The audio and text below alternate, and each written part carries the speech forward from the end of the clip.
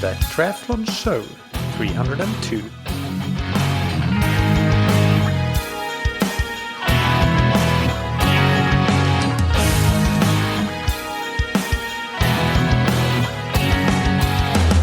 Hey, what's up everybody? Welcome back to another episode of that Triathlon Show, the podcast presented by scientifictriathlon.com. I'm your host Michael, and on today's episode I interview Professor Melitta Mcnarry of Swansea University. Professor Mcnarry and her team have recently published a meta-analysis regarding the consequences of an elite sporting career on mortality, including all-cause mortality as well as mortality caused by cardiovascular disease and cancer. So in this interview, we discuss the findings, the results of that meta-analysis and what it means. And of course, even though the subjects of this meta-analysis were elite athletes, the reason that I think it's interesting to have this sort of topic on the podcast is because as endurance athletes, a lot of the listener base of this podcast will actually be training quite a lot. And it starts to get interesting, and you might start to think that there might be overlapping aspects of just generally training a lot, and it doesn't necessarily have to be just being an elite athlete, and therefore there might be some similar implications, although as we discussed in the interview, you might not want to draw such conclusions directly, but nevertheless it's very interesting, I think, for all endurance athletes who by default train quite a lot.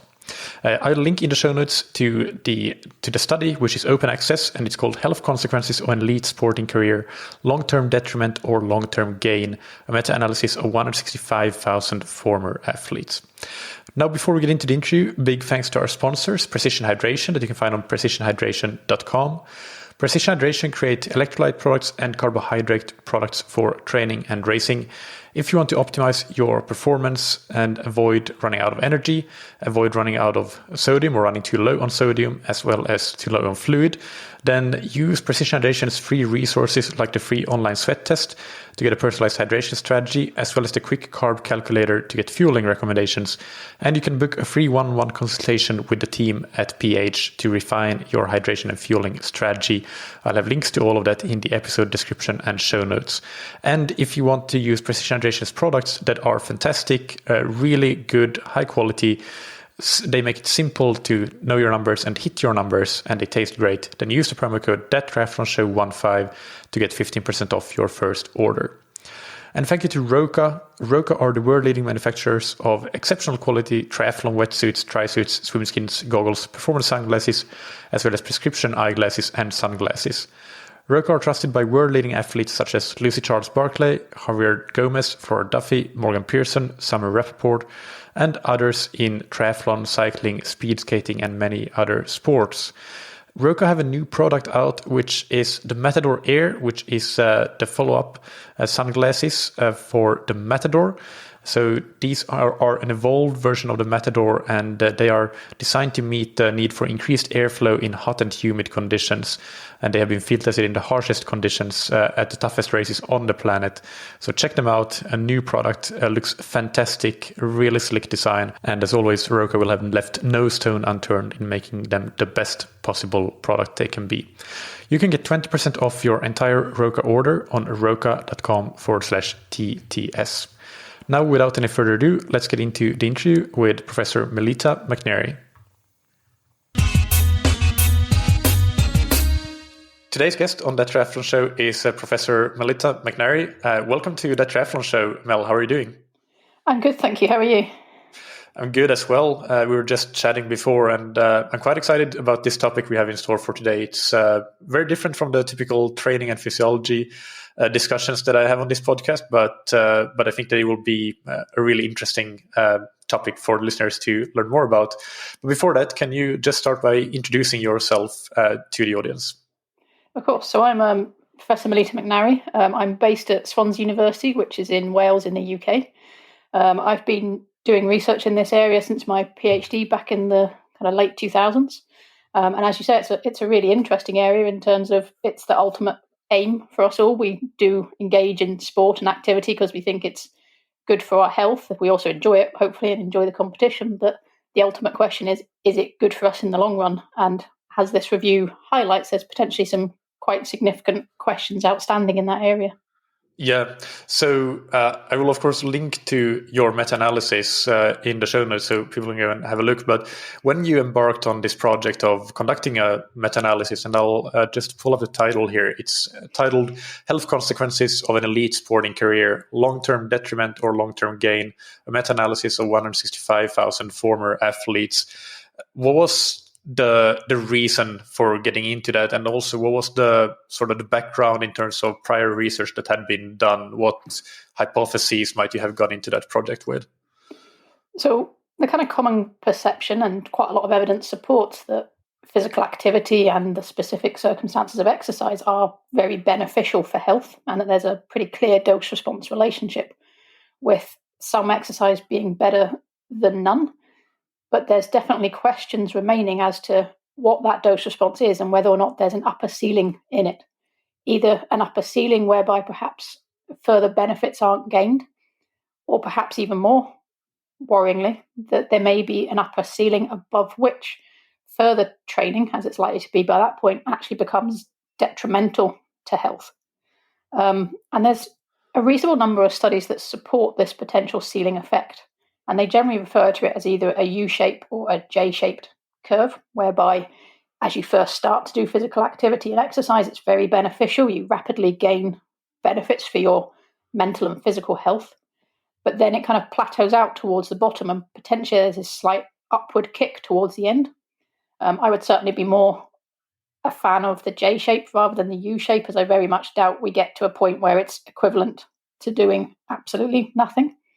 But there is, as I say, quite a decent amount of evidence to support this J-shaped curve. So a couple of examples, and these are just a couple, there's a lot more that could be said, are things like the Copenhagen heart study, where they actually showed that the lowest mortality risk was evident in light to moderate joggers, and that higher mortality risks were evident in those who did more extreme exercise levels. So those who did the highest activity levels were actually equivalent to those who did nothing in that study. And then there was a UK-based study called the Million Women study, which is quite interesting because it actually, as you can guess from the name, it looked at women, which is quite unusual in this area. And they found that strenuous daily physical activity or exercise was associated with a significantly greater risk of cardiovascular disease of various different types relative to doing vigorous activity 2 to 3 times a week. So you can start to see from these preliminary studies that there is some evidence that there could be this threshold that we need to be aware of and potentially be able to provide better advice to people on making sure they don't go over. Obviously, these studies are largely what we call epidemiological studies. So they're based on large cohorts of people who are recreationally active, for lack of a better term. But when we then start to think about some of our elite athletes, you can very easily imagine the types and volumes and frequencies of intensity that they are doing are very likely to significantly exceed this theoretical threshold. So it raises a really interesting question as to, are these elite athletes that we put on a pedestal in terms of their physical performance, their physical attributes, actually potentially at significantly increased risk of all-cause or cardiovascular disease mortality further down the line when they retire from their sports? So you wanted to basically look at all the research that existed specifically in this population of elite athletes and see whether there was any what the pattern of mortality was, and you looked at all-cause mortality, but also specifically cardiovascular disease and cancer. And one question on that: how did you define elite athletes in this meta-analysis? Yeah, so exactly that. We wanted to try and answer some of the questions and some of the equivocal findings, and the best way to do that is by combining multiple different studies in the form of a meta-analysis. For us, we defined elite athletes as having been at a national standard as a minimum, and ideally we wanted the studies to have included some information on their sporting history so that we could verify that they had actually engaged in that level. Yeah. So can you go on to describe a little bit what so the methods of the meta-analysis, including things like how many studies did you end up including? How many participants? We kind of said that in the title already, but how did you go about doing things? And then we can get into the findings. Yep. So we did a systematic search of all the literature since 1970. We ended up through that process including 24 studies. It's important to note that this isn't the only systematic review and meta-analysis by any means, but one of the key novelties of it was that, first of all, it's been about 5 or 6 years since the last systematic review, and there's been quite a lot of studies published in that period, so there was a nice lot of new data that we could consider. But also, as you say, we wanted to divide the disease risk up into not just all-cause mortality, but also cardiovascular disease and cancer mortality risks. And we also wanted to account for the influence of sport type. So one of the previous reviews has looked at sport type, but the majority have just lumped all elite athletes together. And obviously there's very likely to be significant between sport, but also within sport, differences in mortality risk according to those many different factors, which perhaps we'll revisit later. So with sport type, you had endurance athletes as one group of athletes, and you had team sports athletes, and which you defined as kind of any intermittent type of sport, and then anaerobic or power athletes, I should say, and that was things like weightlifting, I think boxing. You had some other examples, but quite purely anaerobic activities there.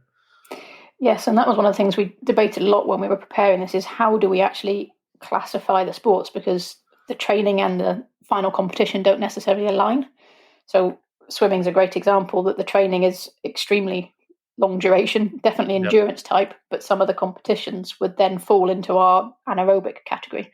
So unfortunately, because we were running a meta-analysis rather than a primary research, we didn't have the choice in all instances to split the sports as we might have wished, because we had to use their pooled sporting divisions. But so it's an interesting one. There's never a perfect way of doing it, I don't think. Yeah. So that's an interesting example. How did swimming end up being classified? Well, fortunately, we didn't run into any issues because no one's actually looked at it specifically in swimmers. So in those where we were able to pull out the different sports, it was things like football, American football, baseball predominantly, running, cycling. They were all evident, but swimming never really came up. So we didn't have to address that question in the end. All right. Yeah. So we have, and one more thing to mention, I think, is that you looked, at least in some instances, you looked separately at the gender, so divided by gender, but it wasn't possible in all cases due to a lack of data. Yes, definitely. It was one of the main things we wanted to look at was the potential effect of gender, so male-female differences. But as you say, unfortunately, there's very few studies that have looked at elite female athletes. I think in the end they accounted for about 3% of our overall population. So we just couldn't split that out to look at even different types of disease outcome, let alone the different sport types. Yeah. So let's discuss the findings then. So what did you find? So the key findings were that overall athletes had a lower risk of all-cause mortality and a lower risk of cardiovascular disease-related mortality than the general population. And then in the male athletes who we could split that down into sport type and disease type, we found that endurance and team sports were both associated with a reduced all-cause mortality and a reduced cardiovascular disease risk mortality. But in contrast, para athletes were not associated with advantages or benefits in terms of survival in either of those categories. And as I say, we weren't able to split that by sex, so we can't tell whether or not similar findings would have been seen in the female athletes. Yeah, and so that would go against the J-shaped or U-shaped curve hypothesis then? It would do. Without doubt, it does suggest that this elite training isn't detrimental, at least when it's done with the support and the practices that elite athletes have. So we do have still some limitations in being able to apply this back to a general recreationally active population. So potentially the kind of 20-25 hours of training that elite athletes do, if done without the numerous support and access to healthcare and everything else that they have would still be detrimental if done by your, for lack of a better term, average human. Yeah.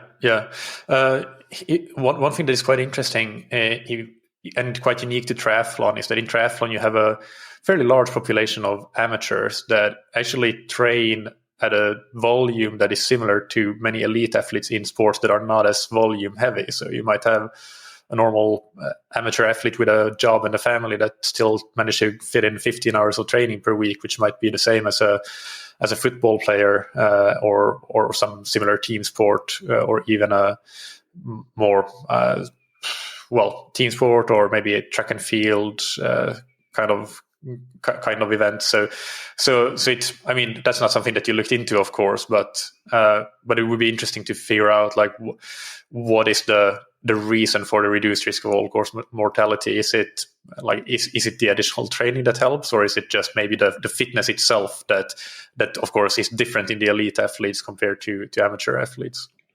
Yeah, that's an extremely good but very complicated question. As you say, there's so many factors that are associated with it. I think undoubtedly the cardiorespiratory fitness is a major contributor to these health benefits and these increased longevity estimates. But there are numerous lifestyle factors that are going to contribute to it as well. So obviously, we've got to distinguish the fact that these studies are often done on athletes these are studies that are done on the basis of athletes' sporting practices and then looking 30, 40 years down the line. So a lot of the data that we're relying on to draw these conclusions was probably based on athletes who weren't doing the training volumes that many people now do. So it does leave a question that we're not going to be able to answer probably for another 20, 30 years until some of the people that have engaged in these considerably greater training volumes get to the point of having an outcome, which unfortunately is an outcome we would like to put off for as long as possible, given the fact we're talking about mortality. But until we do get to those endpoints, we don't know the current effect. So this is one of those delayed outcome studies that we can't say this training today will have this effect 30 years down the line, because 30 years ago, people weren't doing this type of training. Yeah, and you mentioned lifestyle factors there. I would imagine that an exact similar effect exists with that, because 30 or 40 years ago, elite athletes might still, thinking of football, for example, and in England, there was definitely a drinking and smoking culture there. And maybe for all the fitness and training that the players were doing, maybe those lifestyle factors contradicted some of those effects anyway. But these days, the football players it's made sure that they live really healthy, and maybe there would be a greater sort of protective effect of being an elite athlete these days when lifestyle factors are taken care of at that level in all sports, not just in the ones that you really have to do it. But even in endurance sports, I think that there was quite a drinking and potentially even smoking culture if we look back far enough. So more so than now anyway. Yeah, I think potentially that's a big factor. But there's also what happens when they stop doing their elite sport. So there may be people that are very healthy when they're engaged in their elite sport, but as soon as they stop, their physical activity levels decline. They perhaps eat a little bit too much, do maybe engage in some of those lifestyle behaviors like smoking and drinking that they haven't been able to do throughout their elite careers. And that they then may negate some of those potential health benefits that they did gain. So there's a lot of interesting questions that need to be unpicked about, is it the training per se that people do during that period? Is it the maintenance of behaviors that they develop during that period? Or is it some complex interplay between the two? And that's studies that still remain to be done. Yeah. I meant to ask you, what was the magnitude of protection against all-cause mortality and also the subcomponents of cardiovascular disease that you found? So all-cause mortality overall in the population as a whole, not considering sport type, reductions were about 0.31 for males and 0.49 for females, so quite significant reductions. That's in standardized mortality ratio. Can you explain what that means? So it's effectively if we stick with the males data for now, so their standardized mortality ratio for all-cause mortality was 0.69. So if we take 1 as what the general population is, they're, get my maths right, 31% less likely to have the same outcome as a general population. So basically that difference to 1, the bigger the difference, the better. So you want to be as far below 1 in these categories as we possibly can be. Yeah. So basically, if we have, let's say, we can look at a stratify a little bit, and we take 100 control people and 100 of these elite athletes, and if in a given year, I mean, that would be a massive mortality, so it's not realistic. But let's say that that 10 people die from the control group, and then you would have 31% less of the athlete group that dies. So 3 people dying. Do I do my math correct there? Yeah, that's exactly it. Yeah. All right. So if you look at the cardiovascular disease standardized mortality ratio, what was that? So when we then split that down into the different sport types, the cardiovascular disease benefits were actually even greater than the all-cause mortality benefits. So, for example, in endurance groups, we saw a standardized mortality ratio of 0.63, which was greater than we observed in the team sports, which was 0.76. So quite substantial differences there according to sport type as well. Yeah. I guess it's worth pointing out that the reason that you looked into cardiovascular disease and cancer specifically is that those are the 2 most common reasons for death today, or is there anything else that I'm missing?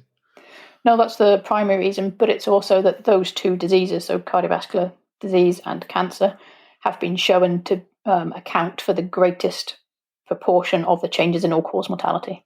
So if we're going to see these changes in all-cause mortality, it's useful to look at the things that contribute to it to see how they're changing as well. Yeah. So if we discuss cancer a little bit, but you didn't find any impact of elite athlete status on cancer mortality. So do you have any theories for why that, or any speculation that you might get into for why that might be? Yeah. So we only didn't see the benefits in terms of cancer mortality in the endurance group. We did see the benefits for team and power athletes.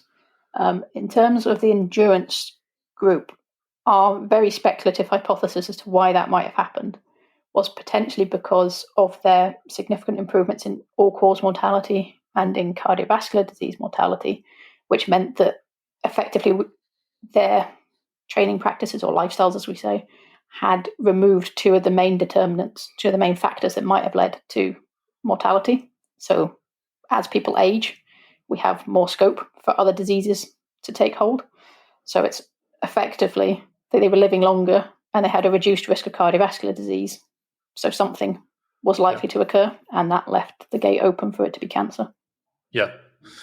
And regarding the fact that you didn't have enough data to look into the female athletes at a detailed level specifically, what might you speculate that if there are any differences between females and males in these mortality factors? Is there any theories that you might have around that could be investigated in future studies?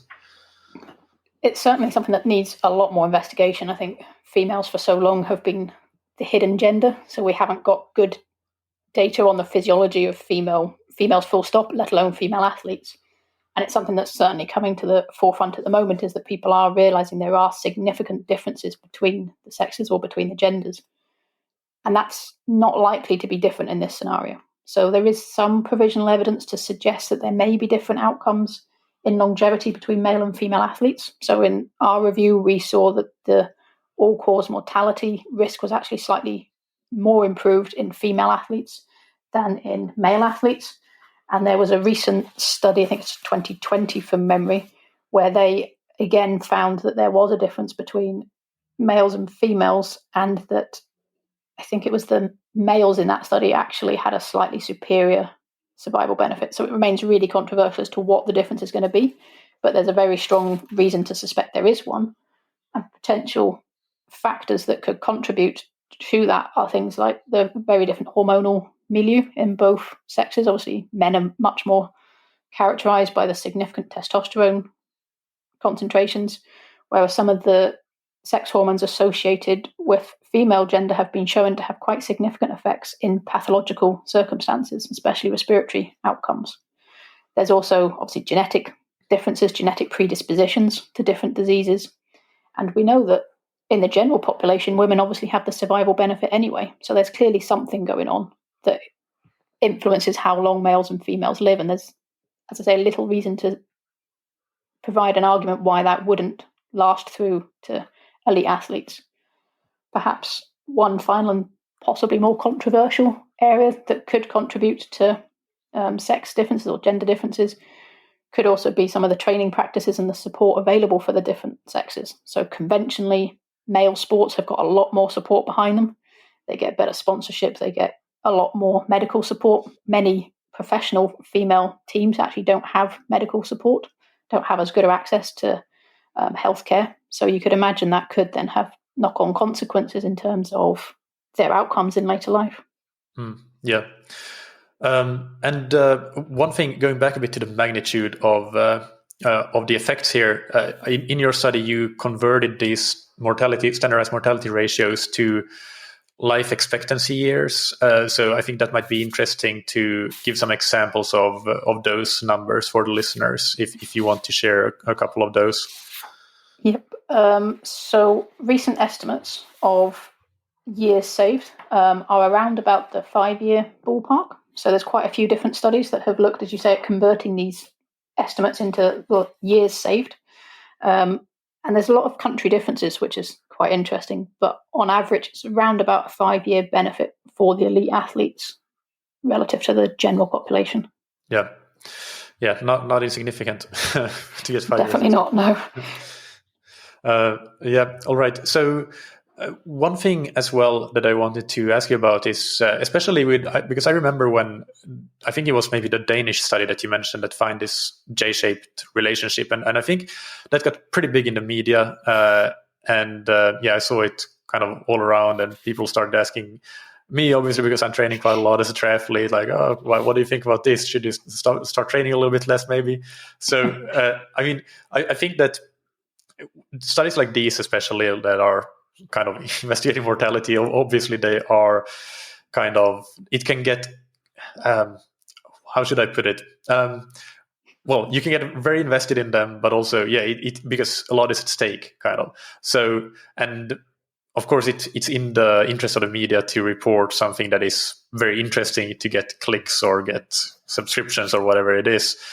What advice would you have when it comes to reading about studies like this in popular media, when it comes to figuring out what is actually going on, what is actually found, or what is the context in which something is found, and what does it mean, how putting things in perspective? Do you have some advice around those different questions? Definitely. I think one of the really important factors is to try and tease out what it is that they've actually looked at. So it's all very well and good having these nice headlines to say X training is associated with this or that outcome. But what do they actually mean by that training? What intensity is the training? What frequency is it? Those are all part of the dose-response relationship.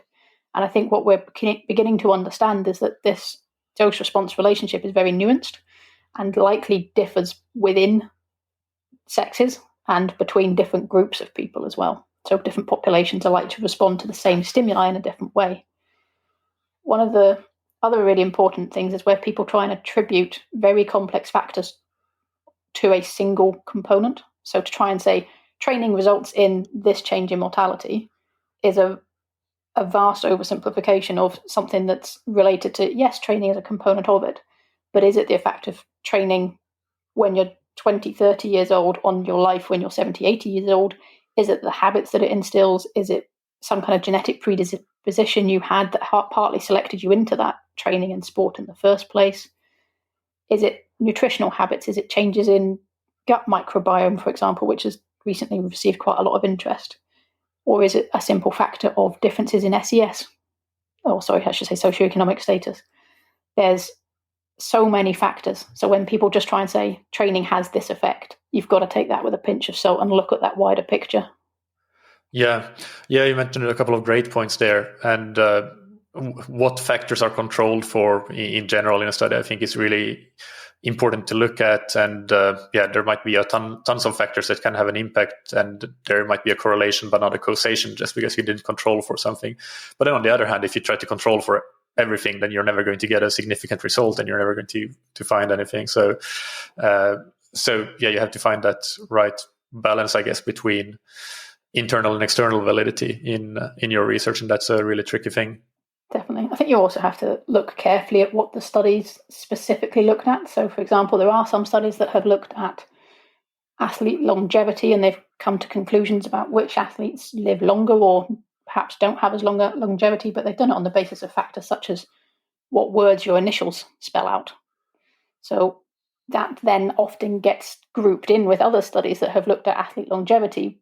But if you were to look at the methodological rigor, you may draw into question whether or not, if your initials spell out a positive word such as ace relative to a negative word such as dead, whether or not that really has implications for your physiological outcomes. So it's important to look at the details of the studies as well as just taking the big picture, because averaging has a lot of issues. You can average out a lot of things that shouldn't be averaged out. Yeah, and what do you think about media consumption of when it comes to consuming information about studies, about research? Do you have any recommendations? Like, if people, maybe it's not realistic to expect everybody to go and read the original study, I don't think. Are there any really good sources where studies like yours are distilled into more layman's language, I guess, but still without losing perspective and over sensationalizing things? Well, obviously there's great podcasts like That Triathlon, which I would strongly recommend that people go to. But in addition to that, there are increasingly researchers are trying to disseminate their findings in more accessible manners, so less just relatively dull academic paper, but get podcasts and blogs and articles out there. So there's the online resource called The Conversation, which is quite good. It's quite accessible, and researchers certainly like to get their studies put into that, and they can be some of the more, because they're so oversubscribed, they tend to be the more exciting studies that are talked about there. There are also various organizations which are specifically focused at trying to translate research into practice, especially in the area of health and performance sport. So, for example, I'm based in Wales, and there's two institutions called the Welsh Institute of Performance Science and the Welsh Institute of Physical Activity, Health and Sport, which both have that specific remit of trying to get research into applied practice. So if you do have questions, approaching institutions like that as a practitioner, as an athlete, could be really beneficial. Yeah, those are great tips, and even Twitter. Perhaps a lot of researchers are on Twitter, and you can maybe just reach out to an author and ask them, "Hey, what's your take on your own study?" And that might be better than a journalist's take. So probably is definitely worth trying. I think some authors, some academics, may be as biased as your journalists, but as long as you take what they say as their opinion on their study, then I think that's most people should give you a faithful representation. Yeah.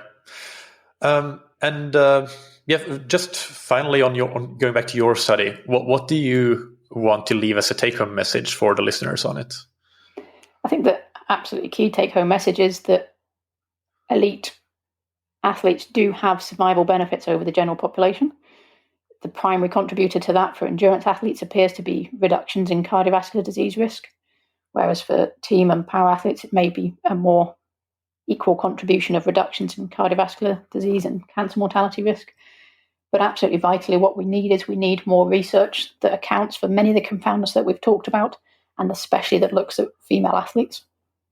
Yeah, that's really great. And as I said, I'll leave the link to the paper in the show notes, so listeners that are interested can go and read it in full. So now let's finish up with the rapid fire questions. So take just one sentence to answer these. And the first one is, what's your favorite book, blog, or resource? And usually I say related to endurance sports, but for you, I'll change it a bit. So it can be related to anything that you want, a good resource that you recommend. I would probably say my favorite research is the Michelin Restaurant Guide, because I think food is absolutely vital, and a good meal out has many benefits beyond the nutritional value of it. That's really great. That's a great tip. And what's an important habit that you've benefited from athletically, professionally, or personally? I had to give that one some thought, but I would say that it's probably owning a dog, because it's kept me active. It's made sure that I engage in quite significant numbers of hours of running at various points, but it's also given me that breakaway and that companion for when perhaps sport or academic things didn't quite go the way I wanted. And who's somebody that you look up to and that has inspired you? I'd probably not go for a famous person and just go for my parents. My father for his excellence in his profession, but maintenance of his work-life balance, and my mother for her ability to tolerate my father, and also the demonstration that common sense very often is far better than any level of education. Yeah, that's great. And finally, where can listeners follow you and your work? Things like Twitter, ResearchGate, and anything that you have that where you're active? Yep, so I'm on Twitter. My Twitter handle is m.mcnarry. I've also got a ResearchGate profile under Melitta Mcnarry, so you can find all of the papers on there. And if you do have any questions, please don't hesitate to drop me an email. My email is m.mcnarry@swansea.ac.uk. And I'm always happy to talk about this, so please don't feel that you can't contact me. Perfect. Thank you so much for taking the time to come on and discuss your work. It's been really interesting for me to hear about this. As I said, quite a different topic compared to what we normally do here, but very fascinating. And I think see positive news for endurance athletes that are listening to this show, that it seems like that things are positive in terms of a dose response relationship, perhaps, of that training, even though I shouldn't go to that conclusion, perhaps, but still, I think it's a positive study for endurance athletes to read. Yep, I think there's, as you say, it's definitely positive, and provided we keep the lifestyle around it as beneficial as we can, then it's all looking good. And thank you very much for the opportunity to come and talk to you and your listeners.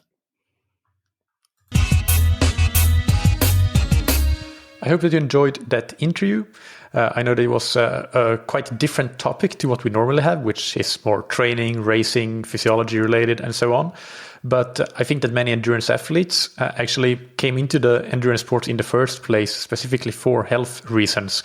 And for pretty much all of us, regardless of what made us come into the sport in the first place, at least some part of the reason for why we do it and love it has to do with health, I believe so. So I think that you will appreciate the topic, or a lot of listeners will appreciate this topic and this insight into potentially really, really positive outcomes for endurance athletes, even though this meta-analysis, of course, is done in a particular population of elite athletes. As always, you can find the show notes for the episode on scientifictriathlon.com, and we'll have links to Melitta's Twitter, ResearchGate, and Swansea University profiles, as well as the meta-analysis. Again, it's called Health Consequences of an Elite Sporting Career, Long-Term Detriment or Long-Term Gain, a meta-analysis of 165,000 former athletes. It's a pretty easy read, so if you're interested, definitely I recommend go and have a look. If you're looking to take your triathlon or endurance performance level up a notch, then the first thing I would recommend is to get a coach. And if you cannot do that, maybe for budgeting reasons, then a training plan would be the second best choice. Regardless of what you think is right for you, we have something for you at scientifictriathlon.com. Check out our coaching services and our training plans, and I'm sure you won't be disappointed. We would love to help you out and become a better endurance athlete. Finally, big thanks to our sponsors, Precision Hydration, that you can find on precisionhydration.com. Use Precision Hydration's free resources like the online sweat test and the quick carb calculator to get a personalized hydration strategy and get your fueling strategy on point for your next race as well as for training. And you can get a free one-on-one consultation as well on precisionhydration.com. And finally, you can get 15% off your first order with the promo code THATTriathlonshow15. And thank you to Roka that you can find on roka.com. Check out their wetsuits, tri-suits, swimskins, goggles, high-performance eyewear, and prescription glasses and sunglasses. And get 20% off your order with the promo code that you can get on roka.com/TTS. Thank you, as always, for listening. Keep training smart and keep loving triathlon.